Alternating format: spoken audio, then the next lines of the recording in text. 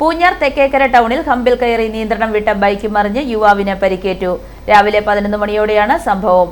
വേഗത്തിലെത്തിയ bike ഹമ്പിൽ കയറിയതിനു പിന്നാലെ മറിയുകയായിരുന്നു. അപകടത്തിൽ ചൂണ്ടച്ചേരി സ്വദേശിയായ യുവാവിന്റെ കാലിന് ഒടിവുണ്ട്. ടൗണിൽ സ്ഥാപിച്ചിരിക്കുന്ന ഈ ഹമ്പ് പലപ്പോഴും അപകടങ്ങൾക്ക് ഇടയാക്കുന്നതായി പ്രദേശത്തെ വ്യാപാരികൾ പറയുന്നു. ഹമ്പുണ്ടെന്ന് സൂചിപ്പിക്കുന്ന വരകൾ മാഞ്ഞതോടെ വേഗതയിലെത്തി ഹമ്പിൽ കയറുന്ന വാഹനങ്ങൾ അപകടത്തിൽപ്പെടുന്നത് പതിവാണ്. 2 ദിവസം മുമ്പും ഇവിടെ മറ്റൊരു അപകടം ഉണ്ടായിരുന്നു. പ്രാദേശിക രാഷ്ട്രീയ പ്രവർത്തകർ ചേർന്ന് ഹമ്പിൽ വരകൾ സ്ഥാപിച്ചു. എങ്കിലും വാഹനങ്ങൾ കയറി മാഞ്ഞു പോകുന്നതാണ് പതിവ്. സ്ഥിരമായ മാർക്കിംഗ് വരയ്ക്കണമെന്ന് PWD അധികാരികളോട് ആവശ്യപ്പെട്ടെങ്കിലും റീടാറിങ്ങിനു ശേഷം വരയ്ക്കാമെന്നാണ് അധികാരികളുടെ നിലപാട്.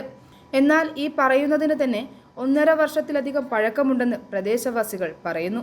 അപകടത്തിൽ പരിക്കേറ്റ യുവാവിനെ ആശുപത്രിയിലേക്ക് മാറ്റി. i4 news, Pala.